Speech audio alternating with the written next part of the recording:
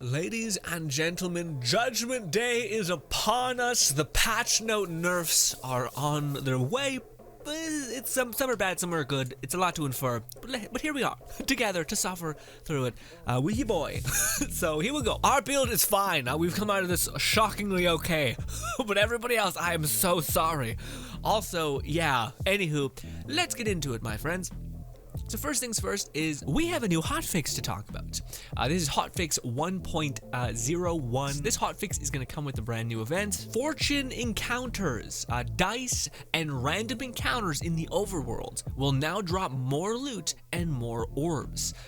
So dice. I mean, if you already collected the dice, this has to mean the Chaos Chamber like goofy dice, right? Yeah, because it's dropping ore, moon ore, and loot. I hope that's what they mean. Anywho, Chaos Chamber is going to be reset. This is going to be live on Thursday, 9 a.m. PT, but for me that's Friday. Maybe it's different for you, but yes. Lastly, the Chaos Chamber is going to be Banshee and Da King. Okay. I am so good with names, it's insane. Regardless, Banshee sucks ass. Banshee's a nightmare. Also with that just constant waves. Hopscotch all over again, baby. Fuck up our ankles, okay? Some general changes right here, looking pretty neat. But the main thing here is that the Chaos Chambers have been adjusted. The bosses specifically are now going to drop dedicated gear more often, which is quite nice. It's something that they weren't doing that often. Granted, this just makes the Chaos Chambers more valuable if there's a higher chance for them to the boss drops to get in the okay. Anyways, also gave customization drops a whole new look. So I think this is going to mean a new beam and new things like that, because oftentimes we didn't know what they were. You were like, oh, look, a purple, and it would just be a customization beam. So that's, I think, addressing that. Also, you're going to be able to sell your customizations for more money. And lastly, ladies and gentlemen, this is rough. The awe passive properly scales with the Fate Maker instead of giving a flat rate. So if you guys don't know what this means, I am so sorry to one of the lovely community members called Moxie, who is one of the first people I heard about this from. But there was an insane thing within the. It's not an insane thing. It's the only thing in the fucking game that scales with flat rate. So that was probably a fucking red herring. But what the fuck it doesn't change the fact that the CLAWBRINGER is kneecapped, and he was already a cripple.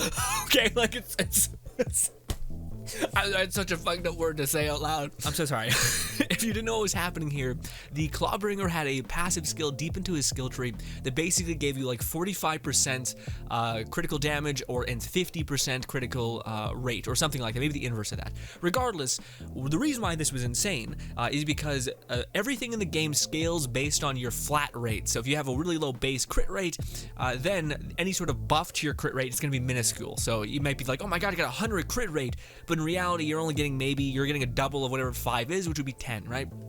So it wouldn't be that much more.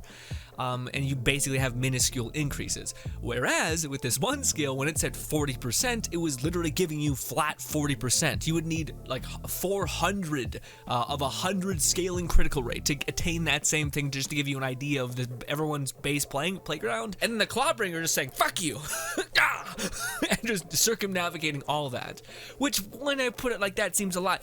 But when you put it like, again, CLAWBRINGER ain't good. A CLAWBRINGER is shitting the bed badly. So yeah, this was a good way to offset it. Probably the thing that they could have maybe mentioned, that this is not working as intended, and that they're going to tweak it downwards at a later date, but this is also going to come with a rescaling of the CLAWBRINGER. But instead they're like, fuck it, it's gone, and people are gonna love that. People are just gonna suck on that real good, Gearbox, thank you. Now, with the sorrow of this, which is a pretty big shit sandwich, yes, I feel like you're better off going to other skill trees than the CLAWBRINGER, despite him having very fun action skills, just because this was a big reason why people went down to his skill tree. But also, CLAWBRINGER's awesome. He has one of those showy abilities ever, and it's annoying that he's not more viable or can like survive efficiently at a Chaos level 20. Anywho. But with some shittiness came actually some interesting tweaks to magic. Okay, so across the board, a lot of magic got incredibly buffed. So magic barrage-like attacks have got across the board increased all the way up to here. So you guys can see magic barrage, overwhelming magic barrage. All this stuff has either gotten a damage increase, albeit slight, or a decrease in their cooldown and an increase in their base scaling and things like this. Which is very, very interesting. So if you like the magic barrage, which out of all the things I think think the Barrage skills were lagging behind just because they didn't do enough.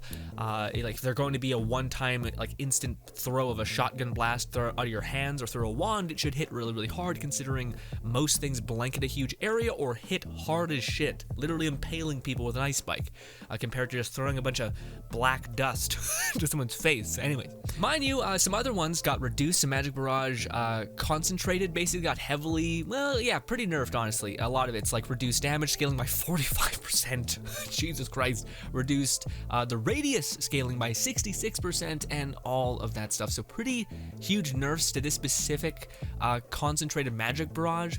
And I might be like, Grin, what is that? My friend, when it comes to names, only names, I have the memory of nothing. It doesn't exist. So I don't know what this is. If I seen what it did, I would tell you. But yeah, so yes, a good bit of buffs. Also quite a lot of specific nuking of one type of Barrage, which I would assume would be what they were like, holy shit, this is, based on all of these other flat increases to the general kind of magic, this would make it nuts. So maybe they nerfed it downwards to compensate. Although 60% scaling, I guess that's radius. Or sorry, 45% scaling on a base. Seems like a good bit.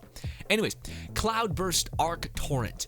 This, if you don't remember Arc Torrent was one of the best things in the game, best spells in the game. This one I do know because it was so infamous. It still is, and it's only gotten better from what we read here. Arc Torrent spell calls down lightning bolts on enemies. We've adjusted how the damage and radius scaling for the spell works in its initial channeling stages. Okay, so stages get increasingly more powerful. It will now scale 25% each stage. So if you weren't holding down Arc Torrent for the whole time, if you guys don't know what this spell is, you basically just hold out your wand for a hot minute and then you just let go, and then it would just call down a bunch of lightning around everybody and just nuke the world. Very, very good. I hate the holding down my fucking attack for 10 years, so it wasn't my jam, but people loved it and it did really good damage. But now there's going to be mass incentivization for actually holding down and getting the max charge out of it, which is interesting. I think that's a better place for channeling to be. I don't think channeling should have a cap on it or anything like that. I think it should be exponential. So the longer you hold down, the more this thing is going to hit hard. Maybe with eventually a cap, but only if you really push it to its limit. Also, Eruptions is getting a buff, albeit if only a 4% buff, but with some of the weird prefixes you can get, that's actually pretty huge. Hydras! Hydras, you're going to be able to hold 2 charges of Hydras on all Hydra spells, it seems like. On a base, they're changing it from 1 to 2, which makes sense. Well, actually, I'm not sure if you could get double cast, like 3 extra charges on Hydra. Interesting. You could just get a spell that you could do rapid casting and then fire like 6 Hydras. Anyways. Also, Sigils. This is probably one of the biggest buffs we're getting out of this. Sigils base increase of their damage going up by 200%. Golly, what the hell? Makes sense. Sigils were kind of definitely lagging behind.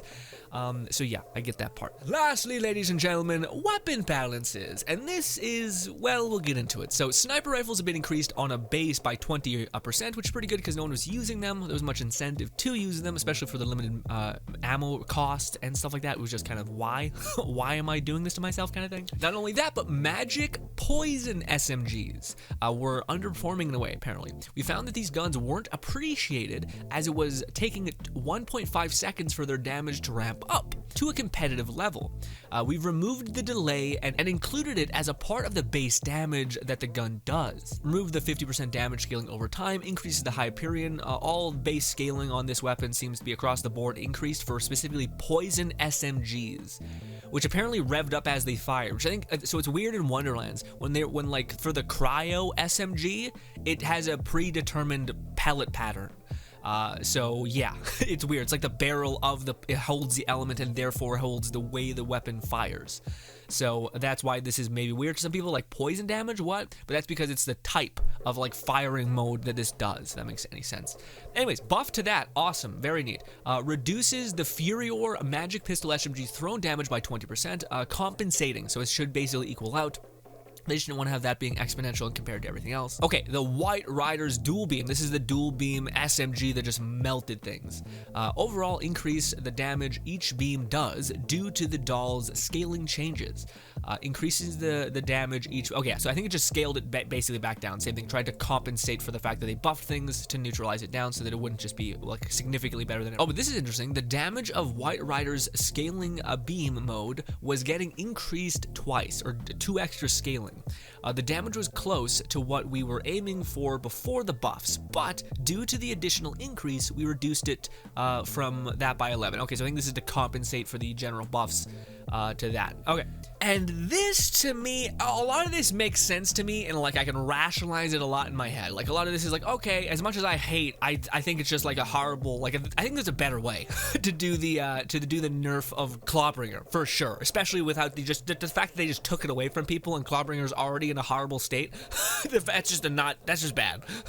We needed awe to keep us from awing. Okay, this to me gives me a little bit of fear because.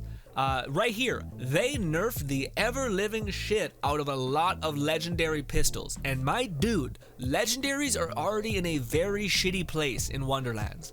Maybe it's just cause me and my builds and the weird way I'm like phasing things out. I hate dearly that all the legendaries seem to be capped or limited in a huge way, meaning they can't have certain prefixes like Gluttony, can't have pixies or guns with wings, or just a huge, shoots while you're throwing it, or anything like that. So to me, it just makes, you're fighting over the amazing scaling of purple weapons and the gimmicky, weird, maybe possibly additive of a legendary, rather than combining them together and letting you have, okay, I already have a good base with these purple scaling things, but now if I get the gluttony effect on top of this, fuck yeah. If I get the the bony face thing that gives me half of my shield back, but also turns into a pixie, this is just fucking awesome synergy.